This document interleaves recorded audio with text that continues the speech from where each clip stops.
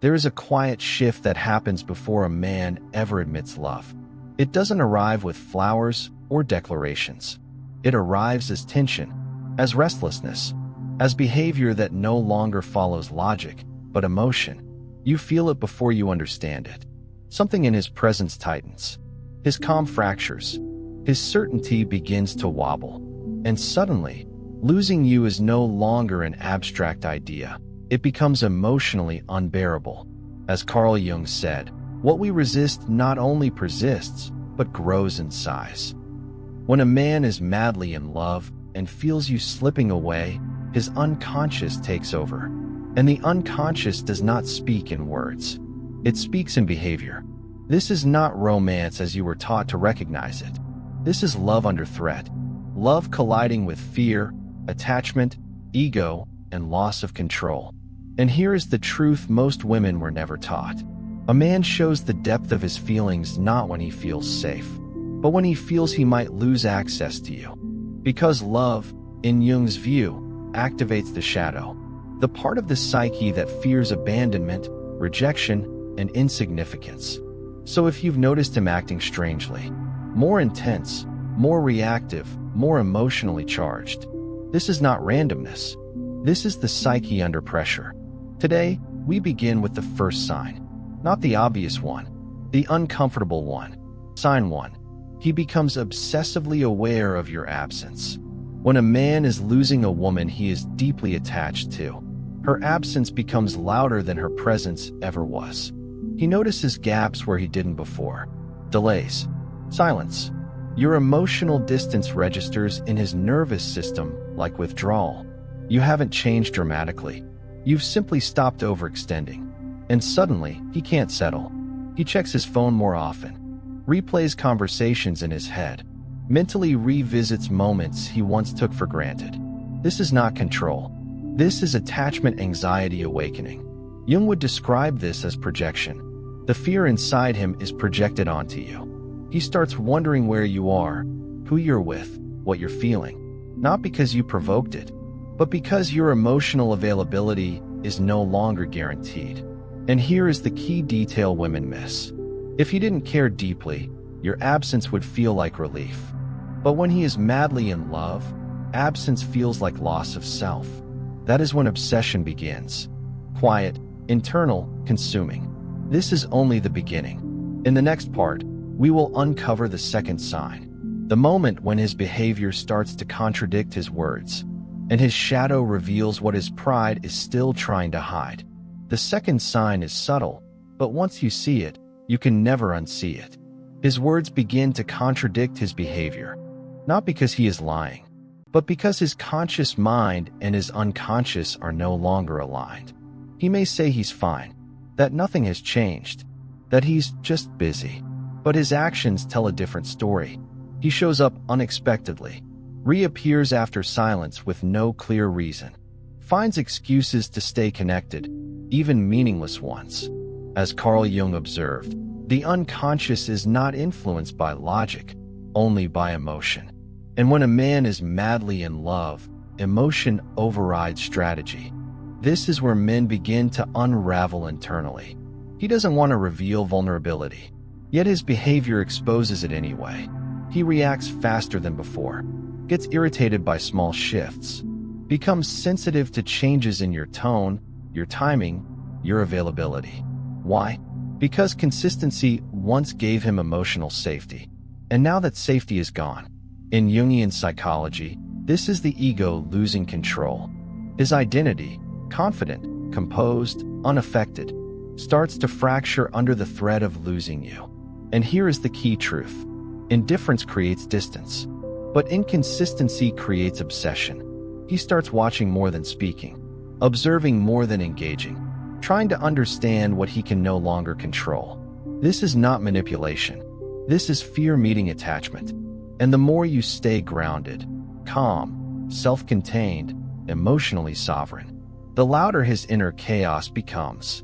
Because a woman who no longer chases forces a man to confront his own emotional dependence. In the next part, we'll explore the third sign. The moment he begins to emotionally orbit you, even when he pretends he's pulling away. And this one reveals love at its most raw, most unguarded, and most undeniable. This is where his behavior becomes paradoxical. He pulls back, yet somehow he is everywhere. He doesn't fully disappear. He watches. He notices. He stays close enough to feel you, but far enough to feel safe. This is emotional orbiting.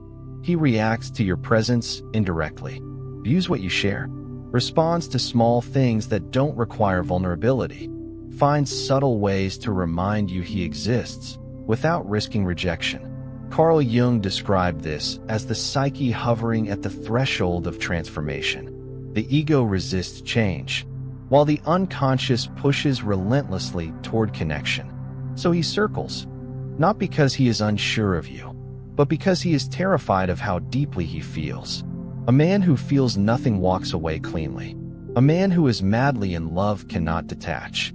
Your emotional independence destabilizes him. Your calm becomes magnetic. Your silence becomes louder than words. And here is the crucial detail. He is not trying to control you. He is trying to regulate himself. Your energy has become familiar to his nervous system. When it disappears, something inside him goes into search mode. Jung would say this is the activation of the anima, the feminine inner image that connects a man to meaning, emotion, and depth. When you withdraw emotionally, he doesn't just miss you. He misses the version of himself that existed in your presence. That is why he lingers, why he stays half-attached, why he struggles to fully let go. This is love caught between fear and desire. In the next part, we will uncover the fourth sign. The moment jealousy emerges quietly, not as confrontation, but as inner unrest that begins to reshape his behavior. And this is where love becomes impossible to deny. This is where love stops being subtle, but still refuses to speak. He does not confront you. He does not accuse. He does not ask the obvious questions. Instead, something tightens inside him. His tone shifts. His presence becomes uneven. Moments of warmth are followed by sudden restraint. This is not emotional immaturity. This is jealousy without permission. A man who is madly in love feels jealousy as exposure. To admit it would mean admitting dependence, and that threatens his sense of control. So he internalizes it. Carl Jung wrote that jealousy is the shadow of attachment, the part of the psyche that reveals what the ego refuses to confess. You'll notice it in what he doesn't say, in pauses that last too long, in sudden distance after he senses you are desired elsewhere. He may grow quieter when you are happy, more alert when you are distant, more reactive when you are no longer predictable, because unpredictability breaks illusion. And here is the truth most women miss. Jealousy does not arise from fear of rivals. It arises from fear of replacement. He begins to feel that access to you is no longer guaranteed, that your attention is not fixed, that your presence is chosen, not owed. And this realization destabilizes him deeply, not because he wants to possess you, but because he is confronting the possibility that losing you would mean losing something irreplaceable inside himself. That is when his behavior shifts again. In the next part, we will reveal the fifth sign, the most powerful one of all. The moment his psyche reaches a breaking point, and love demands a choice. And this is where everything changes. This is the final sign, and it is never subtle. At some point, his inner tension can no longer stay contained. He reaches a psychological crossroads, not consciously, but existentially. He either steps forward, or he loses you. There is no third option. You will feel it in the shift of his energy. The hesitation dissolves. The inner conflict demands resolution. Carl Jung described this moment as confrontation with the self, the point where avoidance is no longer sustainable, because the cost of repression becomes greater than the fear of vulnerability. This is when men change behavior without being asked. He becomes more consistent, more intentional, more present, not dramatically, not theatrically, but decisively. He initiates with clarity, shows up without ambiguity, stops testing and starts choosing. Why? Because love that is threatened activates the deepest survival layer of the psyche. And once that layer is activated, A man understands something primal. Losing you is not just emotional pain. It is identity loss. You are no longer an option in his life. You are a reference point. And this is important. Listen closely. If he was only attached, he would manipulate. If he was only interested, he would retreat. But when he is madly in love, he transforms. Jung said, "Until you make the unconscious conscious, it will direct your life, and you will call it fate." This is the moment he becomes conscious. And here is your role in all of this. You do nothing. You don't chase. You don't explain. You don't demand. You remain grounded, self-contained, emotionally sovereign. Because a woman who stays centered forces a man to rise or fall away. And either outcome is clarity. Love that is real does not need persuasion. It responds to truth. And when a man feels that losing you would fracture his inner world, he does not hesitate. He chooses. That is when you know. This is where his attachment moves from reaction to internalization. You are no longer just someone he interacts with. You become someone he carries. He thinks of you during moments that have nothing to do with you. Your presence appears in his mind uninvited. A song, a silence, a routine suddenly feels incomplete. Carl Jung called this psychic imprinting, when a person becomes part of another's inner structure. This is not nostalgia. This is integration, and it is impossible to fake. He may not reach out immediately. He may still struggle with timing, but something has changed. You now exist inside him. This is why his behavior becomes slower, more deliberate. He weighs words he once spoke carelessly. He senses consequences where he once felt freedom. Because now, losing you is not just losing a woman. It is losing emotional coherence. And here is the most important part. Men do not obsess over women they can replace. They obsess over women who have shifted something inside them. That cannot be undone. Jung would say you have become a symbol, not of romance, but of meaning. And meaning is addictive. This is why he grows quieter instead of louder, more careful instead of dramatic. Why his reactions deepen rather than explode. Because obsession at this stage is not chaotic. It is contained. He is reorganizing his inner world around the idea that you matter more than he expected. In the next part, we will explore what happens when a man realizes, too late, that you are no longer emotionally available to return to who you were. And this is where his fear becomes visible. This is the moment his fear sharpens. Not because you are gone, but because you are different. You no longer reach for reassurance. You no longer fill silence. You no longer adjust yourself to maintain connection. And this unsettles him more than absence ever could. Because men don't fear losing a woman as much as they fear losing access to the version of her that made life easier. Carl Jung spoke of transformation as irreversible. Once consciousness expands, it cannot contract. And he senses that truth in you. You are calmer, more self-contained, less reactive. Your energy no longer asks to be chosen. It assumes choice. This is when his behavior becomes conflicted. He may try to reappear casually, as if nothing changed, testing whether the old dynamic still exists.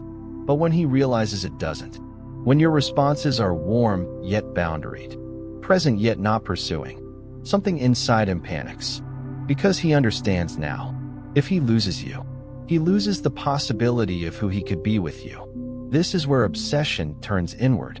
He questions himself, his past decisions, his hesitation. Jung would say the shadow is now fully activated, not as chaos, but as regret. And regret is unbearable when love was real. In the next part, we will explore how this realization either pushes him toward growth or exposes the limit of his emotional capacity. This is where truth separates attachment from love. This is where everything becomes unmistakably clear. A man can live with uncertainty. He can tolerate confusion. He can even survive emotional tension. But he cannot live indefinitely with the awareness that he is standing still, while the woman he loves is moving forward. You no longer threaten him with words. You no longer explain what you need. You no longer ask him to meet you emotionally. And that silence becomes a mirror. Carl Jung believed that every form of resistance is a form of fear, and now his fear has a name: irrelevance. He begins to feel behind, not superior, not in control, but late. Late to act, late to choose, late to become the man your energy now requires. This is when men reveal who they truly are. One path leads inward, toward growth, ownership, maturity, action. The other path leads outward, toward excuses, distancing, self-protection, and disappearance. And here is the crucial truth most women need to hear. You do not cause this split. You reveal it. Your emotional sovereignty exposes whether his love is strong enough to evolve or only intense enough to attach. If he chooses growth, you'll feel it instantly, not in promises, but in behavior that no longer hesitates. If he chooses avoidance, you'll feel that too, because he will fade quietly, unable to stay present in a space that demands integrity. Jung called this the moment of individuation, when a person must either confront their limitations or remain fragmented, and no woman should shrink herself to protect a man from this confrontation. In the next part, we arrive at the final transformation. What happens to you when you stop measuring love by his fear and start measuring it by your peace? This is where the power fully returns to you. This is where the story quietly turns away from him and returns to you, because somewhere along the way, without forcing it, without demanding it, you stopped measuring your worth by how intensely he reacted to losing you. You stopped analyzing his pauses, stopped decoding his silence, stopped waiting for proof. And in that moment, something profound happened. Your nervous system softened. Carl Jung believed that healing begins when attention returns to the self, not as isolation, but as integration. You are no longer emotionally braced, no longer alert for signals, no longer preparing yourself for loss or pursuit. You are simply present. And here is the paradox that changes everything. When you stop trying to understand his love, you begin to feel your own clarity. You notice how your body responds now. What feels calm? What feels heavy? What drains you and what doesn't? Love no longer feels like tension. It no longer feels like waiting. It no longer feels like guessing. And that is how you know you have crossed a threshold. Because real love, in Jung's view, does not fragment the psyche. It unifies it. So whether he rose to meet you or fell away quietly, your outcome is the same. You did not lose yourself trying to be chosen. You became whole. And from that place, anything that approaches you must meet a new standard, not of obsession, but of presence. In the final part, we will close this journey with the deepest truth of all: why a woman who chooses herself becomes emotionally unforgettable, not because she was chased, but because she was felt. And this is where everything finally settles. This is where everything becomes quiet. No tension, no anticipation, no need to interpret what he feels, because the truth has already settled inside you. A woman who chooses herself does not disappear from a man's life. She imprints, not because she demanded love, not because she waited, not because she endured, but because she withdrew her energy with dignity. Carl Jung said, "The privilege of a lifetime is to become who you truly are." And when you do that, something irreversible happens. You stop being a role. You stop being a function. You stop being a comfort zone. You become a presence. And presence is unforgettable. Men forget women who tried harder. Men forget women who explained more. Men forget women who stayed while betraying themselves. But they do not forget the woman who calmly stepped back and did not return to who she was, because she becomes the reference point. Every connection after you is measured against the peace you carried. Every silence after you echoes differently. Every loss feels heavier, not because you were perfect, but because you were whole. And here is the deepest truth of all. If he was madly in love, your absence did not teach him a lesson. It revealed one. It showed him what happens when a woman stops abandoning herself to make a relationship survive. Whether he grew or not is no longer your concern, because you did. And from this place, you don't attract obsession. You attract alignment. You don't trigger fear. You inspire presence. You don't wait to be chosen. You are met. This is not the end of the story. This is the return to yourself. And that is where real love begins.